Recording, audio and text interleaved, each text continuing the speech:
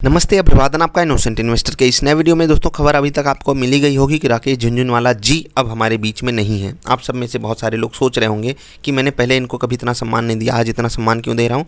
कुछ बातें हैं जो मैं आपसे करूँगा, सब कुछ आपको बताऊँगा। तो पहले आपको खबर बता देता हूँ। 62 साल की उम्र थी, किडनी में कुछ प्रॉब्लम थी और काफ़ी समय से थी, और उसी के चलते आज ये हमको छोड़ करके जा चुके हैं। अब ये थे कौन? ये स्टॉक मार्केट के बहुत बड़े इन्वेस्टर हैं, बड़े बिजनेसमैन थे। बड़े इन्वेस्टर हैं मैं बोल रहा हूँ, और बड़े बिजनेसमैन थे, समझ गए ना।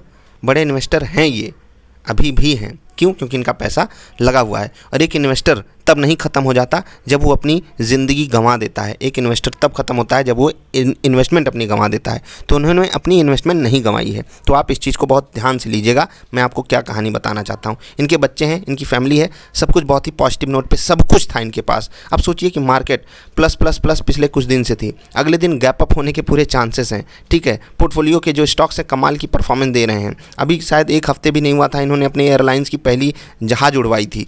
ठीक है, तो सब कुछ इनके फेवर में जा रहा था। तो क्या चीज़ अगेंस्ट चली गई, क्या चीज़ थी जो इनके खिलाफ चली गई, और क्या चीज़ थी जो धोखा दे गई, क्या चीज़ थी जो इनको हमसे छीन ले गई। मैं आपसे वो डिस्कस करना चाहता हूँ। वो चीज़ है हेल्थ। ठीक है, सब कुछ था इनके पास, बस हेल्थ में कमी थी। वही कुछ दिन पहले मैंने एक इनका इंटरव्यू देखा था, शायद TV 18 पे आया था वो इंटरव्यू। मतलब बोल नहीं पा रहे थे, ये इतना गला इनका अटक रहा था। आई होप आप में से भी बहुत सारे लोगों ने वो इंटरव्यू देखा हो। तो वहीं से उससे पहले जब ये प्रधानमंत्री जी से मिलने गए थे, बैठ रहे थे, प्रधानमंत्री जी खड़े थे, तो बहुत सारे लोग उस पर भी कमेंट कर रहे थे। बाद में पता चला कि हाँ भैया की प्रॉब्लम है इनको। ठीक है, कुछ हेल्थ इशूज़ हैं, इसी कारण वो नहीं खड़े हुए। ठीक, और सिंप्लिसिटी के लिए ये बंदा हमेशा रिस्पेक्ट पाएगा। आप में से बहुत सारे लोग पूछेंगे कि आप इनको उतने अच्छे से सम्मान नहीं दिया करते थे जो ये डिज़र्व करते थे। तो मैं वहाँ पर एक अलग एंगल जोड़ता था कि जो न्यूज़ चलती थी मार्केट में कि इन्होंने ये स्टॉक खरीद लिया, उसके पीछे हम आप जैसे लोग भाग जाते थे, मतलब जिनको मैं इनोसेंट इन्वेस्टर बोलता हूँ, मैं और आप या बहुत सारे लोग। तो मैं उनके कारण ऐसे लोगों को नहीं पसंद किया करता था, क्योंकि ये जो है ना, चाहे तो अपना काम अलग तरीके से भी कर सकते थे, लेकिन फिर भी ये मीडिया में बने रहने के लिए, या इनकी कंपनी या इनकी PR एजेंसीज जो भी होती हों, मुझे नहीं पता क्या क्या होती हैं, तो उस कारण से वहाँ पर वो थोड़ा सा पॉइंट ऑफ व्यू था। तो जो हमारे बीच से चला जाता है उसकी अच्छाइयों को हमको देखना चाहिए। अच्छाई है कि इंडिया की ग्रोथ स्टोरी पे इनको कमाल का कॉन्फिडेंस था। जितना कॉन्फिडेंस मुझे है शायद उससे कई हज़ार कई करोड़ गुना ज़्यादा रहा होगा। इतना तो मैं फील कर सकता हूँ, क्योंकि बंदा जब इतने कॉन्फिडेंस के साथ आकर के बोलता है, उसको पता है कि उसके बोलने के बाद क्या क्या चीज़ें घटित हो सकती हैं, लोग कैसे पैसे डाल सकते हैं, उसके बाद भी वो बोलता था, उसको पता है। और ये आज से नहीं, कई साल पहले की बात है। तो यहाँ पर आप समझ लीजिए कि क्वालिटी क्या थी इनकी। कुछ पॉइंट्स और हैं जो मैं आपसे डिस्कस करना चाहता हूँ हेल्थ से रिलेटेड, क्योंकि वही एक चीज़ थी जो इनके खिलाफ चली गई। और मैं आप लोगों से पहले भी रिक्वेस्ट कर चुका हूँ, अभी भी रिक्वेस्ट कर रहा हूँ कि never trade your time, never trade your peace of mind, never trade your self.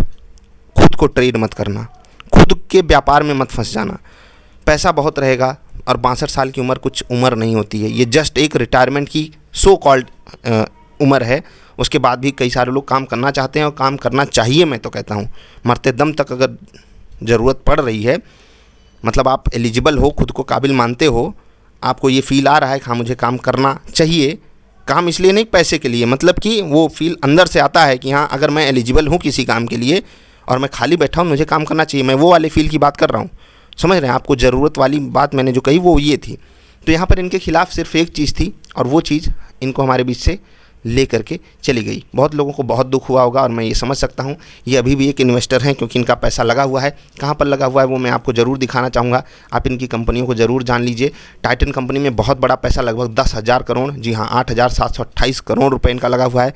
Star health में इनका लगभग, और स्टेक देखिए 15% का स्टेक है स्टार हेल्थ में। टाटा मोटर्स में खूब सारा स्टेक है, अभी कम किया इन्होंने स्टेक, लेकिन फिर भी 1700 करोड़ रुपए लगे हुए हैं। फोर्टिस हेल्थ केयर में, क्रिसिल में, फेडरल बैंक, इंडियन होटल्स, पता कीजिएगा क्या है, नज़ारा अभी नया आया है IPO, वहाँ पर भी 450 करोड़। टाटा मोटर्स लिमिटेड के A शेयर्स हैं इनके पास। रैलिस इंडिया आपको पता है, ये हम लोगों ने भी अभी पकड़ा था। स्कॉट्स, ठीक है, Karur Vysya bank, Jubilant Pharmova, national aluminium, Jubilant Ingrevia, Aptech limited, agro foods, यहाँ सब इनके पास 100 करोड़ के आसपास या उससे ऊपर की होल्डिंग है। परसेंटेज टर्म्स में आप यहाँ पर देख सकते हो, पैसे के टर्म्स में यहाँ पर। और होल्डिंग देखनी हो तो आपको आसानी से अलग अलग मीडिया चैनल्स पे मिल जाएगी। आज बहुत सारे लोग इनकी बातें करेंगे, लेकिन मैं जो बात कर रहा था वो थी सिर्फ हेल्थ से रिलेटेड। तो भगवान इनकी आत्मा को मुक्ति दें। ज़्यादा बातें बाद में करेंगे, आज सिर्फ पॉजिटिव बातें, इनकी जो स्टोरी है, काफ़ी इंस्पायरिंग आपके लिए हो सकती है। काफ़ी हरफन मौला व्यक्ति थे, बस वही है कि हेल्थ जो है किसी के अगर अगेंस्ट चली गई तो सब कुछ अच्छा होते हुए भी हमको बहुत तकलीफ़ दे जाती है। आई होप आप सब अपने हेल्थ का ख्याल रखोगे और इसी के साथ मैं आपसे विदा ले रहा हूँ। मिलते हैं एजुकेशनल वीडियोज़ में। नमस्कार।